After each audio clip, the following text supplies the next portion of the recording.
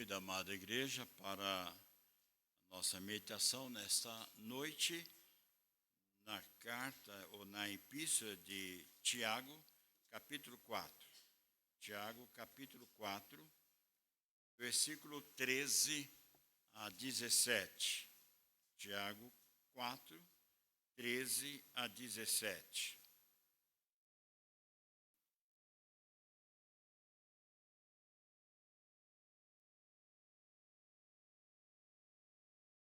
A palavra do Senhor assim nos diz: Atendei agora, vós que dizeis, hoje ou amanhã iremos para a cidade tal, e lá passaremos um ano, negociaremos e teremos lucros. Vós não sabeis o que sucederá amanhã. Que é a vossa vida? Sois apenas como a neblina que aparece por um instante e logo se dissipa. Em vez disso, deveis dizer: se o Senhor quiser, não só viveremos, como também faremos isto ou aquilo. Agora, entretanto, vós jactais das vossas arrogantes pretensões. Toda jactância semelhante a essa é maligna. Portanto, aquele que sabe o que deve fazer o bem e não o faz, nisso está pecando.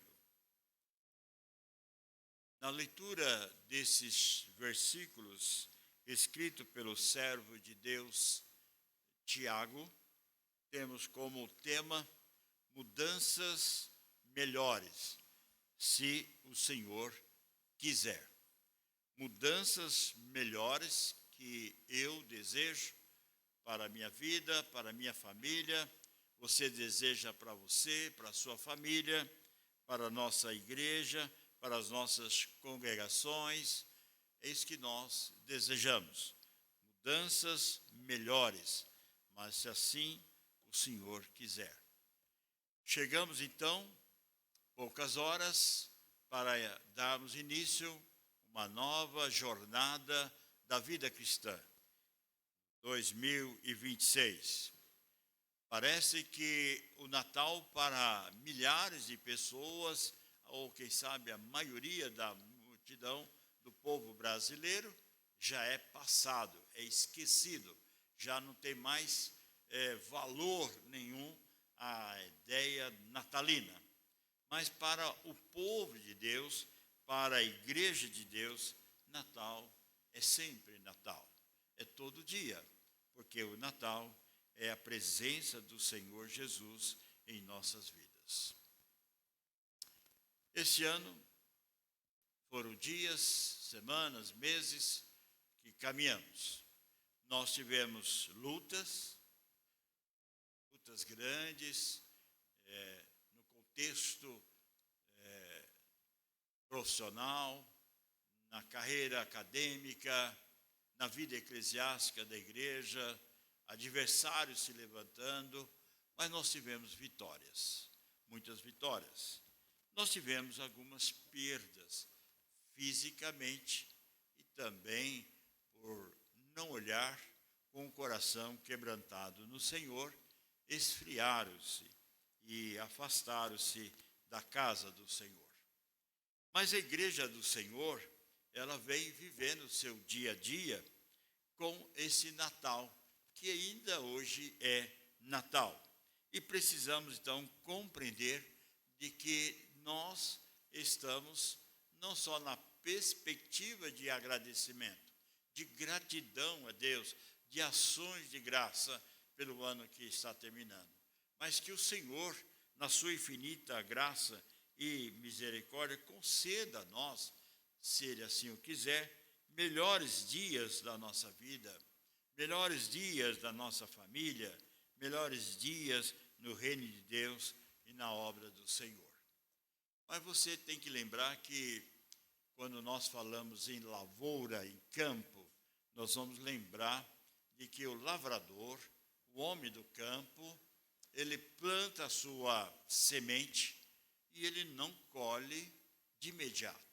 Tem um período que a semente morre, vamos dizer assim, dentro da terra, para brotar aquele broto e logo crescer, dar frutos, dar árvore, frutos e assim por diante. Existe um tempo. E a palavra de Deus em Gálatas diz que é essa mensagem que Deus passa para nós também. O que nós semeamos, colheremos no dia de amanhã. Ou seja, haverá um tempo que nós vamos colher o que nós plantamos. O que nós plantamos em 2024, por exemplo, muitas coisas aconteceram em 2025 que trouxeram para nós dificuldades, tristeza. Porque foi assim que nós plantamos em 2024. Nós colheremos aquilo que nós plantamos. Agora, o que nós fizemos nesse ano, 2025, o Senhor tenha misericórdia de nós. Que o Senhor nos livre de qualquer situação desastrosa na nossa vida pessoal, familiar e como igreja do Senhor. Mas nós precisamos estar atentos a isso. E a carta de Tiago é uma carta da mesma característica de Provérbios. Ela é bem objetiva, ela vai direto ao assunto, ela não fala em meios termos, não, ela, assim como Salomão fala em Provérbios que deve ser feito, o que acontecerá se não fizer, Tiago também vai direto ao assunto. E o assunto principal de Tiago é o cuidado que nós devemos ter com a nossa prática da vida cristã. E, entre outras coisas, ele vai dizer algo que muitas vezes nós tropeçamos profundamente, é na nossa comunicação ou na nossa fala, é a nossa linguagem. Tiago, no capítulo 3, ele diz que o pecado da língua é muito grande, ao ponto de que já se conta a ilustração por aí que determinadas pessoas, quando forem passarem pela morte, não terá apenas um caixão, mas terá dois. Um caixão do seu corpo e um pouco menorzinho o outro, mas a língua, porque tão grande é a língua que não cabe na hora da morte, vai precisar colocar um outro caixão. Então veja que muitas vezes nós não temos o cuidado de refrear a nossa língua e vamos falando sem medir as consequências para nós mesmos. Nós temos que falar daquilo que edifica.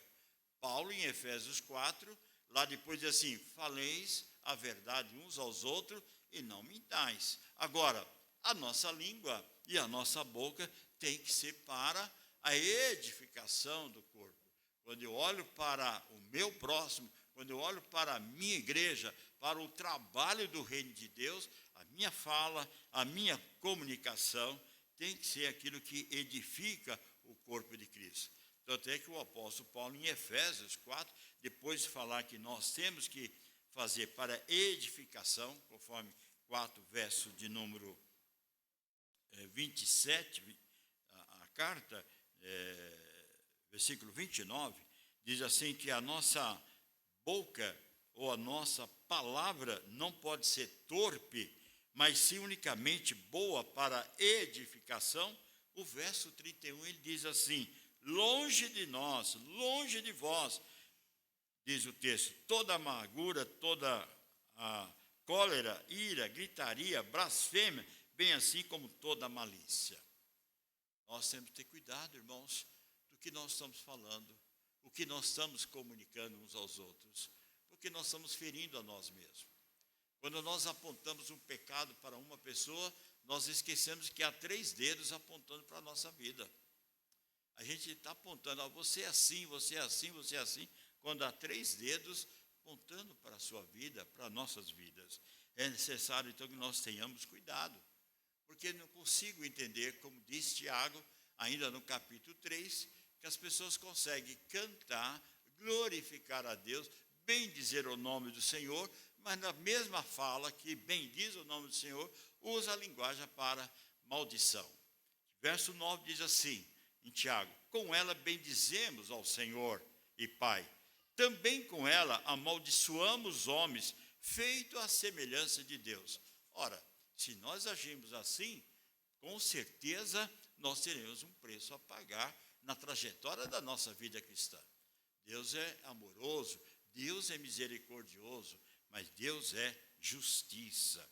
Quanto nós colheremos, nós precisamos então buscar diante de Deus nesse final de ano, para que o Senhor tenha misericórdia de nós. Senhor, Senhor, Senhor, tem misericórdia de nós. Queremos mudar, queremos melhorar. Nós queremos realmente que o Senhor nos perdoa, mas saibamos perdoar uns aos outros.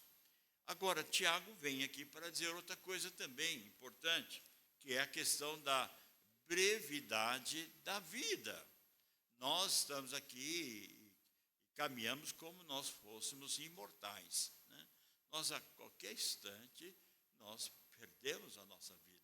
E nós não precisamos estar doente para morrer. A parada cardíaca é rápido, imediato. Não tem essa coisa, você precisa estar doente, não. De repente, pum, alguém vai embora, rapidamente. Então, a palavra de Deus diz que a nossa vida, conforme Tiago diz aqui, é como uma neblina, que dissipa, que passa rapidamente. Moisés, quando escreve o Salmo 90, ele vai dizer, 70, 80, nossa, toda a caminhada, mas ele diz assim, tudo isso é um breve pensamento, passa muito rápido, como um breve pensamento. Davi, quando vai escrever o Salmo 144, ele diz assim, a nossa vida é como sopro, a nossa vida é como palmos da nossa mão, passa muito rápido na trajetória da nossa vida. E nós precisamos compreender o que o Senhor deseja de nós, mudanças melhores, se assim o Senhor quiser, na nossa vida, para o ano de 2026. Primeiro, que mudança nós queremos? Muitos de nós, talvez a maioria, espero que isso não aconteça na igreja, nós queremos mudança, mas sem Deus. Muita gente quer mudança, mas sem Deus. Não tem vida de oração, não tem estudo da palavra de Deus, não se quebranta diante de Deus e quer que Deus responda o meu, o seu e o nosso pedido. É pecado ter sonho e projeto? Claro que não. Mas nós não queremos orar, não queremos ler a palavra, ouvir a voz de Deus e obedecer e pôr em prática. E aí nós queremos que Deus abençoe. Não vai abençoar mesmo. Não serei eu abençoado e nem você, se nós não tivermos essa vida de oração e na direção de Deus. Pecado é buscar respostas e projeto sem a direção de Deus. Não é pecado sonhar, não é pecado planejar, não é pecado você ter planos para a sua vida. Deus não proíbe isso, eu não posso fazer plano, pode, não há dúvida. Mas o que o rei Salomão nos ensina? Em Provérbios 16, verso 1 e 2, ele diz assim, o coração do homem pode fazer planos, quer dizer, não é pecado, e não deve deixar de fazer, sermos prudentes nisso. Agora, mas a resposta certa dos lábios vem do Senhor.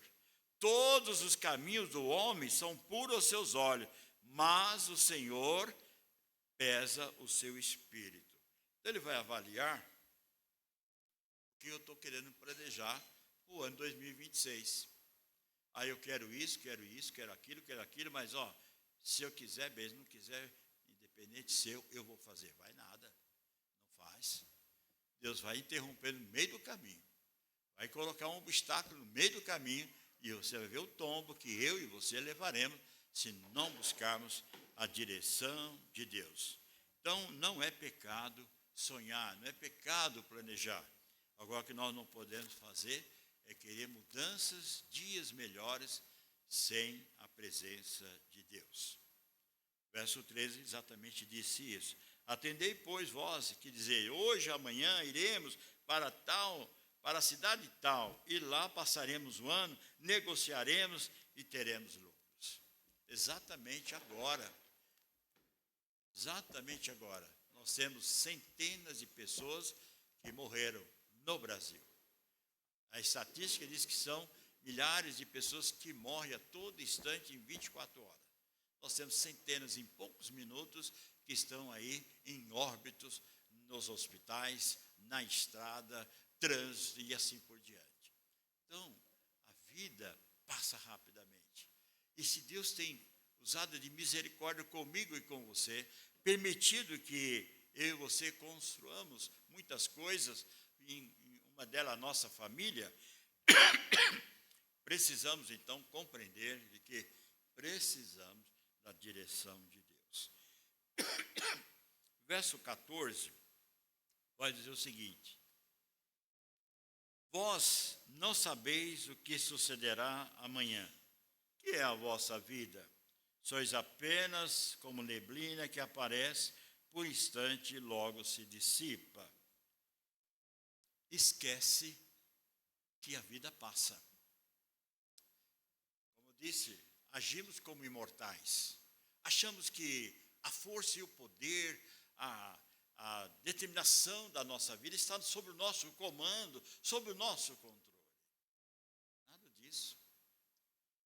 Nós temos na estatística, no meio do mundo da fama, muitas pessoas, algumas de idade, mas muitas delas jovens, ganharam fortunas no futebol, fortuna na corrida, fortuna em outras áreas da vida, mas morreram, ficaram tudo aí, bem jovens.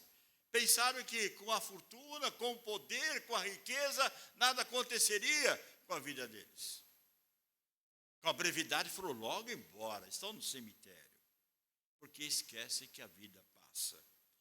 O mundo está cheio de pessoas assim, alienadas com esse mundo. A igreja de Cristo não, ela tem uma missão, não terrena, mas celestial. Claro que eu vou construir família, claro que eu vou construir meu casamento, claro que eu vou ter sonhos e projetos na minha empresa, claro que eu vou crescer, vou ser promovido, vou ser abençoado, louvado seja Deus por isso. Mas sem esquecer que a nossa missão não é terrena, ela é celestial. Fomos chamados, comprados pelo precioso sangue de Jesus, para sermos discípulos de Jesus, proclamar as boas novas do Evangelho, a quem o Senhor fez isso comigo e com você. Tirou eu e você do inferno, tirou cada um de nós da condenação eterna, para fazermos parte da igreja gloriosa de Cristo Jesus. Portanto, a nossa vida deve estar no centro da vontade de Deus.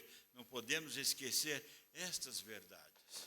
Nós não podemos deixar de lado que nós precisamos, então, na caminhada da nossa vida, que passa rapidamente, que Deus precisa estar no controle.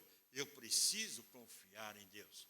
Provérbios 16, verso 3 a 5 diz assim: confia ao Senhor as tuas obras, confia ao Senhor os teus projetos, confia no Senhor o seu casamento, confia no Senhor a sua carreira profissional, confia no Senhor aquilo que você deseja para a glória e honra de Deus no próximo ano. Diz o texto: mas os teus desígnios serão estabelecidos. Ou seja, o Senhor fez todas as coisas para determinados fins, até o perverso para o dia da calamidade. Abominável é ao Senhor todo arrogante de coração.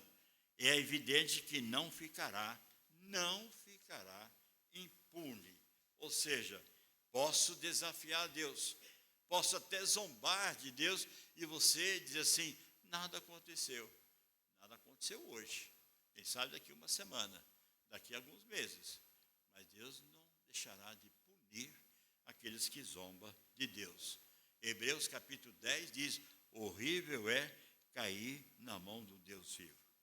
Diante disso, irmão, nós lembramos uma palavra do Senhor Jesus, quando certa vez uma pessoa muito avarenta, querendo a sua riqueza, e foi questionar com o Senhor Jesus, pedindo para que partilhasse os bens, etc. e tal. E o Senhor, então, conta uma parábola a esse jovem. E diz o seguinte: E lhes proferiu uma parábola, dizendo: o campo de um homem rico produziu com abundância. É razoável e consigo mesmo, dizendo: que farei, pois se eu tenho onde recolher os meus frutos? E ele então diz: farei isso, destruirei os meus celeiros, reconstruí-los maiores, e aí recolherei todo o meu produto e todos os meus bens. Então direi à minha alma: tem em depósito muitos bens para muitos anos, descansa, come, bebe, regala, aproveita a vida. Mas Deus diz o seguinte: louco, esta noite te pedirão a tua alma, e o que tens preparado, para quem será? Assim é o que entesoura para si mesmo e não é rico para com Deus. E às vezes é isso que acontece. Muitas pessoas estão ficando ricos na terra, pobres espiritualmente. Morrem fisicamente, deixando tudo, e morrem espiritualmente, porque não tem Jesus no coração. Riqueza terrena é passageira, sem vida com Deus não tem resultado. Mas o verso 15, Tiago diz o seguinte: em vez disso, deveis dizer: se o Senhor quiser, não só viveremos, como também faremos isto ou aquilo. Danças melhores, se o Senhor quiser. Cantamos aqui cânticos de reconhecimento da santidade de Deus. Cantamos aqui cânticos de adoração, de exaltação ao nosso Deus. Sem dúvida, esse é o meu desejo, o seu desejo também para o novo ano. Que o Senhor possa usar a igreja toda, o povo de Deus, para o ano todo 2026 em louvor e adoração a Deus. Que você seja fortalecido espiritualmente, que os resultados da sua vida pessoal e profissional seja centralizada na pessoa de Cristo. Dependa em tudo de Deus. Dependa tudo de Deus. Nada faça sem buscar a direção de Deus. Se for o Senhor, se for da vontade do Senhor, com certeza será melhorar as nossas vidas se nós estivermos no centro da sua vontade. Quero semear o bem com o meu próximo. Quero usar a minha vida para glorificar e bendizer o nome do Senhor. Senhor, também quero ser disciplinado por Ti, para que eu nunca deixe de ser bênção, pois não quero ser maldição no corpo de Cristo. Nada deve estar fora da ação soberana de Deus. Porque Tiago diz que se eu sei que devo fazer o bem e não faço, eu estou pecando. Sou arrogante, jactancioso, porque deixo de fazer aquilo que agrada a Deus. Portanto, aquele que sabe que deve fazer o bem e não faz, está pecando. Meus queridos irmãos, encerrando esta meditação deste ano, mudanças melhores, se o Senhor quiser. E para isso, não queira fazer sem a direção de Deus.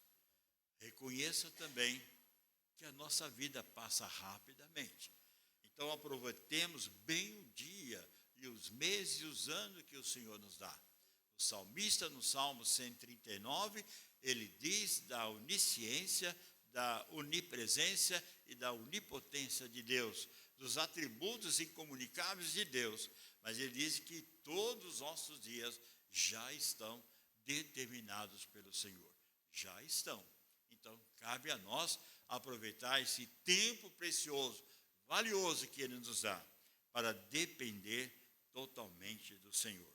E se assim nós o fizermos, com certeza, chuva de bênção nós seremos na nossa vida. E o rei Salomão, ainda em Provérbios, quero concluir lendo um versículo que diz assim, Provérbios de capítulo 19, verso 21. Diz assim: muitos propósitos há no coração do homem, mas o desígnio do Senhor é que permanecerá. Então, saiba disso. Se eu quiser fazer um monte de coisa sem Deus, não vai ter sucesso. Aparentemente, você possa até imaginar que está dando certo, mas não está dando, não. Vai cair num buraco muito feio lá na frente. Mas se os nossos planos e projetos estão dentro do coração e da vontade de Deus, o Senhor permanecerá e nos abençoará e nos fará felizes para o ano de 2026.